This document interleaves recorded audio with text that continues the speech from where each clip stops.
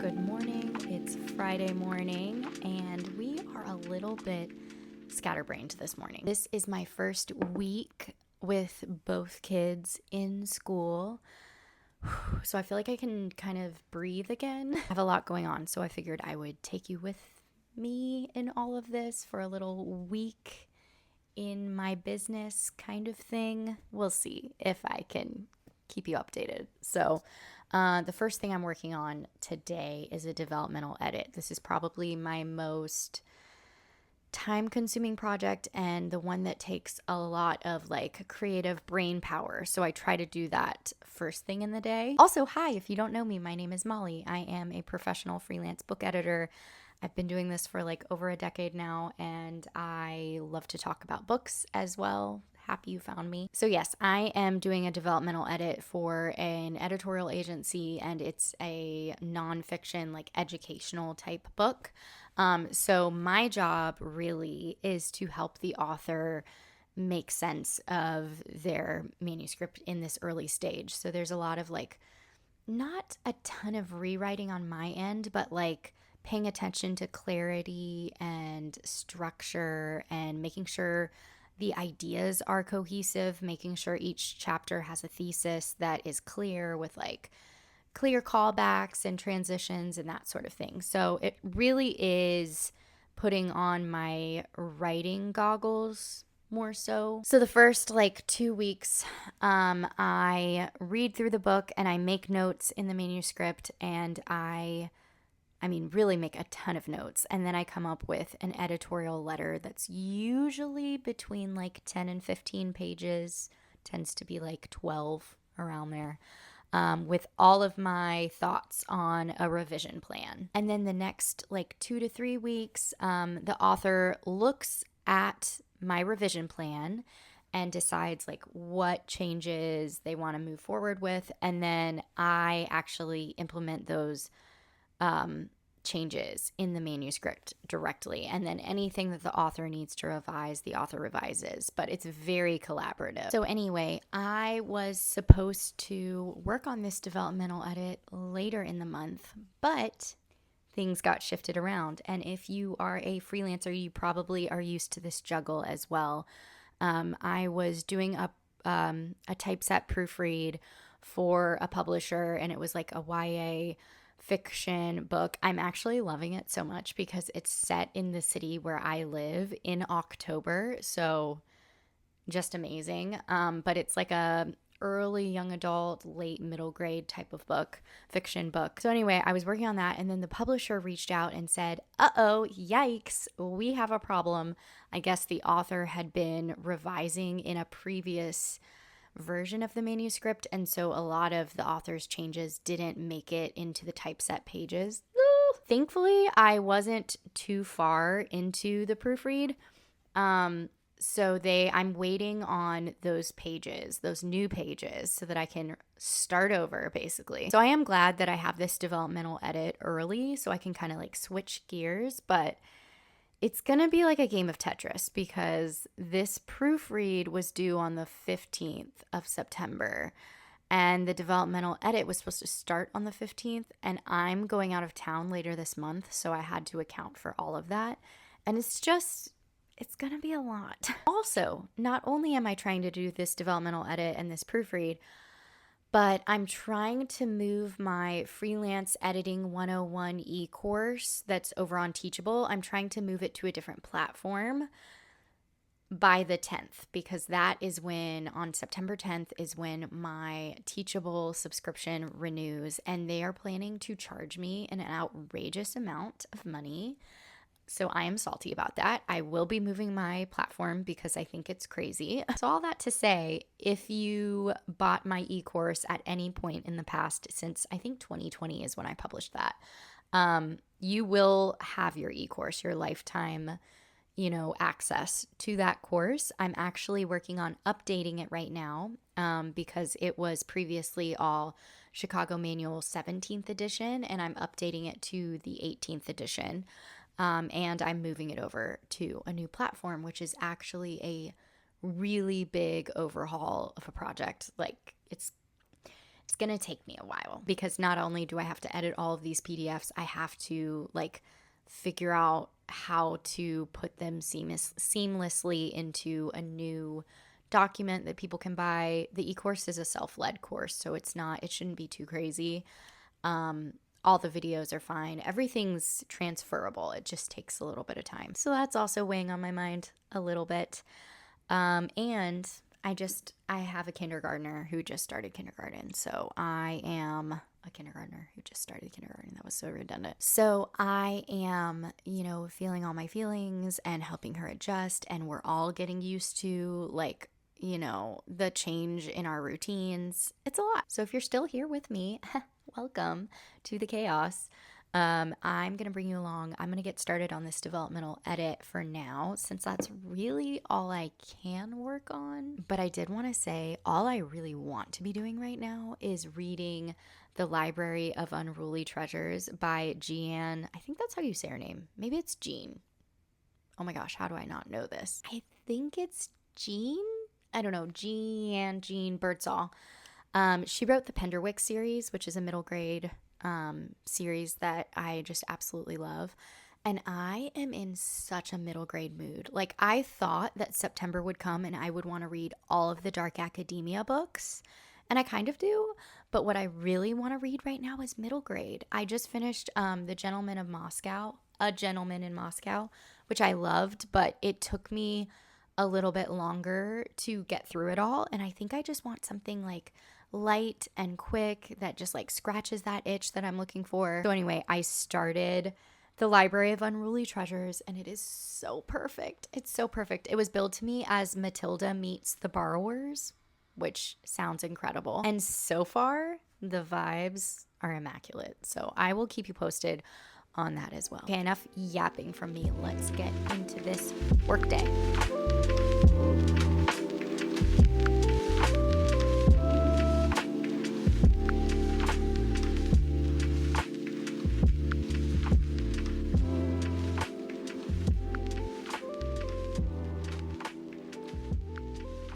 Okay, checking in for a little break. One thing that I really wanted to talk about is the struggle that a lot of freelancers feel, but me especially. I have these different passions and interests, and I always want to pursue the other while I'm working on one. And it's, I think, a classic contentment issue, like the grass is always greener on the other side. But when you're a multi-passionate person, I think it's easy to feel like you need to be doing just one thing, like making money in just one way, or having just one hobby or interest or whatever.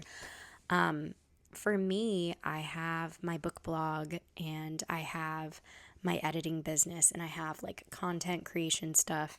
And there was a time when one would be kind of all consuming, and then I kind of go through seasons. And so I'm trying to embrace that a little bit, and remember that, like, if I have an editing project, it's okay to put 2 weeks on my calendar of no editing projects to focus on the blog, and just kind of balance it that way. But I do feel like I live in that tension a lot of like,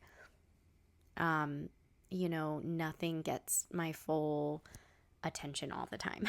And I don't know really if that's okay or what to do with that. The reality is that my book blog is not getting as much attention as it used to. And part of that is because of Google updates and, changes with AI and changes in user behavior and how people Google to find information. There's like an AI overview now, which means a lot of bloggers are getting left behind and people are not clicking on their content, which means that you don't get ad revenue or however you make money through a blog. That's just how I make money, is through ad revenue. And so because the blog isn't as profitable as it was a year ago, I'm forced to make this decision of like how much I really need to invest in it. And this is kind of like a vulnerable side of freelancing, and totally why I tell people who want to get into freelancing to like not put all of your eggs in one basket. You need to diversify your income in whatever way you can. But yeah, it's an interesting time to be a freelancer because AI is changing everything. And yeah, I'm already seeing it in the publishing world. I'm already seeing it in the like Google content editing, SEO world, and it's a wild ride. So I am trying to adapt in the ways that feel right to me, and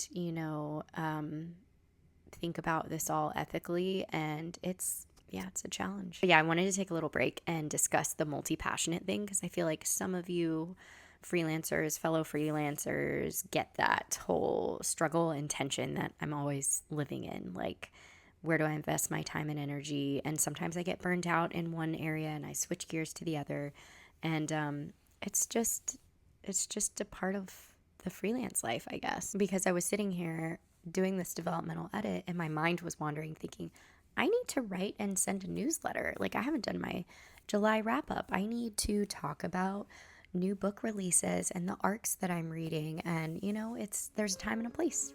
There's a time and a place.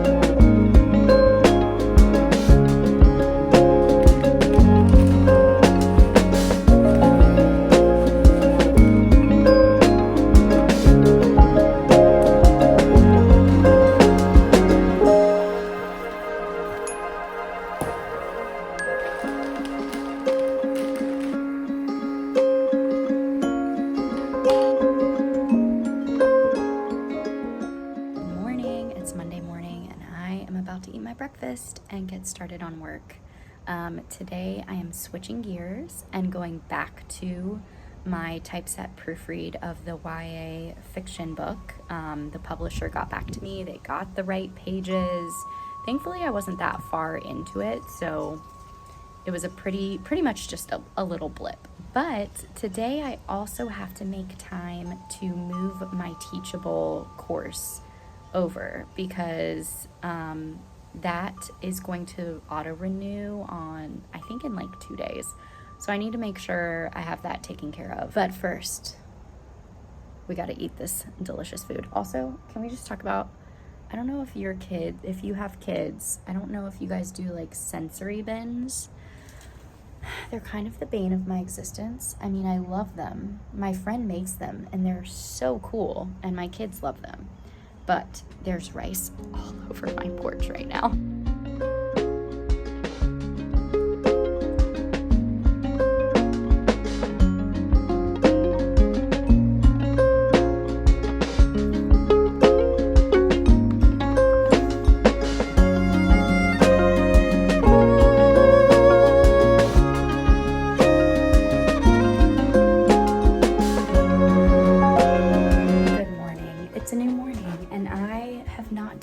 Job of updating you on everything. So part of that is because my days are so busy. It feels like the only time I can check in is early in the morning when my kids are at school. But I have been proofreading for about 2 hours now today. I did a little bit of work yesterday, but I had some issues saving my PDF. It just feels like I can't catch a break with this project in particular. But we're staying positive, and you know what? I actually feel like I'm being pretty productive this week because I'm just like taking you with me while I get my charger. I recently purchased the brick. If you don't know what that is, I would be surprised, but it's basically this little, well, I'll show you. I'm gonna take it off of my fridge so you don't see all my stuff. This is the brick, and it basically closes your apps for a certain amount of time. You have to like physically get up and turn it back on when you're done bricking your phone. And that has been really great. I feel like I have gotten so much done just because I can't access Instagram, YouTube, Reddit, all the things when I want it. So anyway, I thought I would just check in because I'm taking a little break this morning and getting my coffee, getting more coffee made. But one thing that's been on my mind with this proofread of this young adult book is something that I talk about in my editing class. And that's, you know, how do we practically show and not tell in fiction? And one thing I'm seeing a lot in this book is the combination of telling words like emotion, angry, upset, nervous, etc., with like really strong verbs. And so I think writers do this a lot when they're trying not to show, but it still comes across as telling, or when they're trying not to tell, but it still comes across as telling. So for example, anger slammed into me, or confusion was plastered on his face, or something like that. Like using a telling word, but pairing it with like a strong verb. And so it feels like you're really showing, but it's still telling. And so in these moments, I always recommend that authors revisit and recast the sentence with more like showing character expression or conveying character expression through like body language. Like you don't have to tell us that the character is angry or confused. You can show us through the body language, through the circumstances, through dialogue, through narrative description. And that's one thing that's on my mind with this particular proofread. Although it is a proofread and it's a typeset proofread, so I'm really not making content edits at this time. And that's another tricky thing about being a freelance editor, is when you're hired to do one level of editing, but you feel like the book needs a little bit more care. I always try to let the production editor or the author, whoever I'm working with, know, hey, I think that this would benefit from X, Y, and Z, line editing, developmental editing, whatever. But at the end of the day, if I'm hired to be the proofreader, it's kind of like being a painter. So like if I'm hired to paint the house, but the house has structural issues or it's falling down, like all I can really do is let the owner know that, hey, this needs a little bit more attention here. But at the end of the day, I am hired to paint the house, so I'm hired to do the proofread. And that can be really tricky. It's a tension that I feel a lot as a freelance book editor. Okay, but anyway, enough yapping. I am really, really in need of like sticking to a page count today because I don't have time to lollygag. So I will check back in later. Okay, before I get back into my work though, I do want to just say that I'm almost done with the Library of Unruly Treasures. And I'm so sad that it's ending. I loved it so much.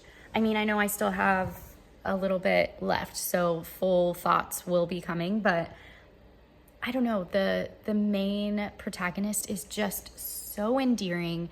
It's really a cozy fantasy type of read, which I was skeptical of at first because this author wrote the Penderwick series and it's not a fantasy series, and I just wasn't sure how I was gonna feel about it, but I have loved it so much.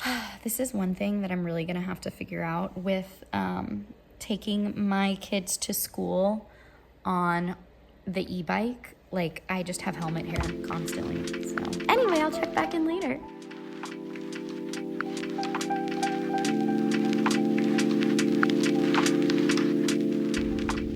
Hello, please excuse the precarious setup here. I am in carpool line and I'm trying to organize my thoughts so I can talk to you before I have to pick up my kid. I spent 2 hours this morning doing my proofreading. I'm almost at my goal for the week, which is great. It's Wednesday. I still am very much so counting on tomorrow and Friday's work to get there. But so far, so good. I seem to be, on track. I have not touched the developmental edit, but one thing I need to do today or tomorrow is reach out to my students of my e-course. Yeah, I want to make sure that they know that they're going to have access to the class even though my subscription didn't renew. I am about to go pick up my kid and go to story time, and I will check in with you later. Hello, hi. I am about to go pick up Harriet from preschool. And I thought I would just check in because it's been a busy morning of working. I have officially switched gears to my developmental editing project, and I've actually, I'm kind of like collecting all of my thoughts. Basically, my process for a developmental edit looks like this. I read through the whole book, and I take notes, pretty thorough notes. Like I just finished, I think it's like a 150-page manuscript. It's a shorter book. And I took about 20 pages of notes. And those are really, like, some of them are thoughts on revision, but a lot of them are just summarizing chapters. Like, here's what happened in this chapter. Here are the main ideas from this chapter. And every now and then I'll share something like, okay, this anecdote feels like it's not really rooted in the thesis of the chapter, or like this idea is feels abrupt here, whatever. Kind of just notes to myself, not really the author. Like I don't address the author in these notes. They're just for me to go back after. So once I'm done reading through the book and taking notes, then I kind of take stock of everything and I look at the big picture of the book and I say, do these chapters serve the main idea of the book? Is the order correct? Like, does the order feel cohesive? Does it support and serve the reader? And so it's a lot of like resequencing, and sometimes it's even renaming chapters, gutting chapters, combining chapters, condensing chapters. Right now, I'm trying to fit chapters within a 3-part structure that I think will better serve the reader and just make everything clearer. But it's a lot of like sitting down and just writing notes, and it feels very hard to pin down exactly what this process is. But it's kind of the brainstorm stage where you just kind of like regurgitate everything that you just learned and see how it all makes sense. Once I have a clear idea of like the global edits, like the big changes that I need to make overall, then I go in chapter by chapter and say, these are the changes that I'm going to make in this chapter. This is the main point of the chapter. Every story, every example, every like historical or informational point that is being made here has to serve the main idea of the chapter. So you get really thorough at that point, and it's more of a granular chapter by chapter edit at that point. So once I have all of those ideas, then I write a revision plan for the author. And this is really like anywhere between like 10 and 15 page letter about like my overall thoughts. So like a summary of the book. I often talk about like the reader, the ideal reader, the marketability, comp titles, that sort of thing. But I'll also try to write a little bit of marketing copy, like this is what the book is about, because distilling it into a paragraph is really helpful to the reader. And it's also helpful to me to kind of know where we're going with this thing. And then I kind of write the strengths and weaknesses that I see on like a global level, and then a chapter by chapter level, I write out a revision plan. So like, these are the things that I'm going to change as the editor in stage 2 of the developmental edit, and these are the things I need from you as the author. It's really collaborative. It's any change that I'm suggesting, I am assuming I am going to make, unless it's something that I need from the author, like their experience or rewriting something that only they can do. So any change I make, I need to make sure that I can follow through. So there's a little bit of a, like, I won't say ghost writing, but it definitely veers on that edge. So right now I am in the brain dump stage, and I have to come up with an editorial letter in about 7 days, I think. So that becomes the time crunch at that point. And then I have like 3 days where, you know, the author reviews the editorial letter, signs off on the changes, and then I implement those changes for about 2 weeks after that. So that is the process. It's very intense, and this is why I usually don't take on any other editing projects when I have a developmental edit. It's a little bit more all-consuming. A little peek inside my business.